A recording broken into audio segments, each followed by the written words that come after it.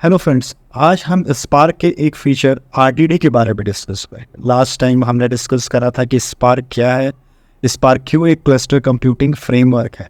सो जिन लोगों ने मेरे लास्ट वीडियो को नहीं देखा है वो ऊपर दिए हुए आई बटन को क्लिक करके उससे आप देख सकते हैं।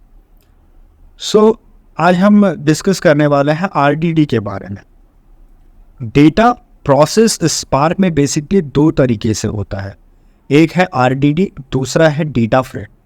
सो आरडीडी के बारे में हम आज डिस्कस करेंगे कि आरडीडी डेटा को प्रोसेस कैसे करता है, और एंड में आज मैं आपको कोड के हेल्प से भी बताऊंगा, प्रैक्टिकल सिनेरियो के पर डिस्कस करके बताऊंगा कि आरडीडी डेटा को प्रोसेस कैसे करता है।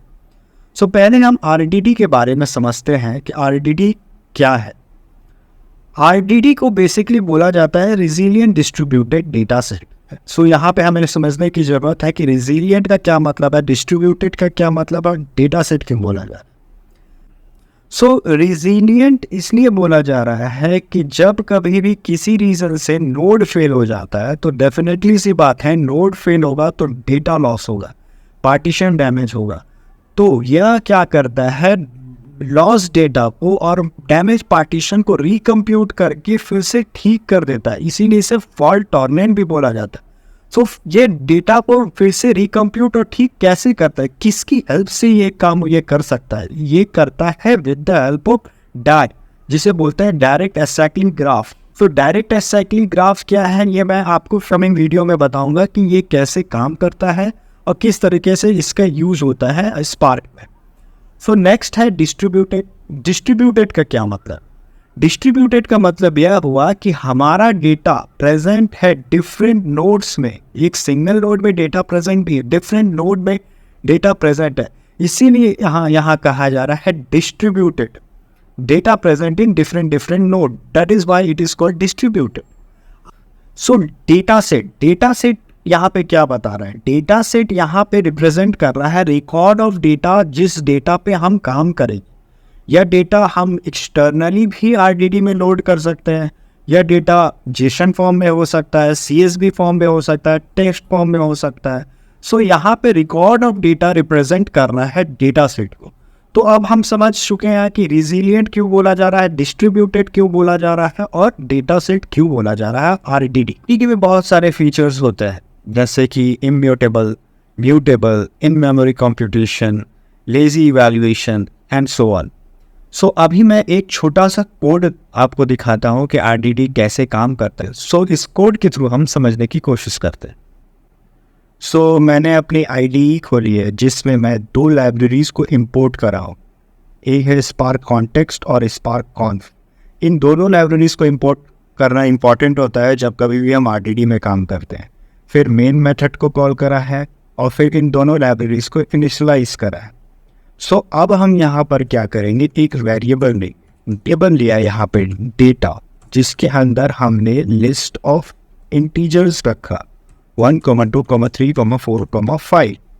सो अगर हम यहाँ कर्सर रखते हैं तो ये दिख रहा है कि लिस्ट ऑफ इंटीजर है, ये आरडीडी नहीं है। हमें सबसे पहले हमें इसे आरडीडी में कन्वर्ट करना पड़ेगा। सो आरडीडी नाम का एक वेरिएबल लिया हमने, आरडीडी नाम का एक वेरिएबल लिया, ओके, और लिखा sc डॉट पैरेललाइज, और हमने इस वेरिएबल को यहाँ रखा। सो अब देखिए ये बन गया आरडीडी। इंटरव्यूज में भी हमेशा ये क्वेश्चन पूछा जाता है कि कैसे हम डेटा को आरडीडी में कन्वर्ट करते हैं। तो हम कह सकते हैं कि sc डॉट पैरेललाइज की हेल्प से हम इस वेरिएबल को आरडीडी में कन्वर्ट कर सकते हैं। सो मैंने डेटा को, जो एक वेरिएबल था जिसमें लिस्ट ऑफ इंटीजर था, उसे मैंने आरडीडी में कन्वर्ट कर दिया। अब हम यहाँ कर्सर रखेंगे तो ये दिख रहा है कि अभी आरडीडी ऑफ इंटीजर्स है। सो अब हमारा काम है कि जो भी एलिमेंट 3 से बड़ा है उसे रिजल्ट में दिखा। तो हम क्या करेंगे, एक वेरिएबल लेंगे रिजल्ट और आरडीडी डॉट फिल्टर का यूज करेंगे, फिल्टर x ग्रेटर देन 3, और हम इसे प्रिंट कराएंगे। प्रिंट कराने के लिए लिखेंगे result dot for each print as n। अब हम इसे रन करें। यहाँ हमारा आउटपुट आ गया 3, जो 3 से बड़ा है। सो बेसिकली मैंने यहाँ किया क्या है, मैंने 2 लाइब्रेरीज को इंपोर्ट करा है, मेन मेथड को कॉल करा है, इनिशियलाइज करा है, एक लिस्ट ऑफ इंटीजर लिया, उसे आरडीडी में कन्वर्ट करा और रिल्टर करके रिजल्ट निकाला। यहाँ एक बेसिक कोड लिखा है और आरडीडी के थ्रू डेटा प्रोसेस करने की कोशिश करी है। बट मुझे बहुत सारे कीवर्ड है जो मैंने अभी अपने वीडियो में मेंशन नहीं करा है, उसके कि मैं यहाँ पे वैल कीवर्ड का यूज़ कर रहा हूँ, इसके बारे में मैंने कोई डिस्कशन नहीं करा है। मैं फ़िल्टर यूज़ कर रहा हूँ जो एक ट्रांसफॉर्मेशन है, इसके बारे में भी मैंने डिस्कस नहीं करा है। और यहाँ मैं एक एक्शन भी परफॉर्म कर रहा हूँ जिसके बारे में मैंने डिस्कशन नहीं करा है, जो एक इम्पॉर्टेंट टॉपिक है आरडीडी में। सो मैं अपने अपकमिंग वीडियो में इन सब टॉपिक के बारे में डिस्कस करके समझाने की कोशिश करूँगा। को ये वीडियो यूज़फुल लगा हो तो प्लीज़ मेरे चैनल को सब्सक्राइब करें, कमेंट करें और बेल आइकन प्रेस करें। और किसी भी प्रकार की कोई भी डाउट हो तो आप मुझे कमेंट करके पूछ सकते हैं, तो मैं उसे नेक्स्ट वीडियो में समझाने की कोशिश करूँगा। So thank you for watching connect.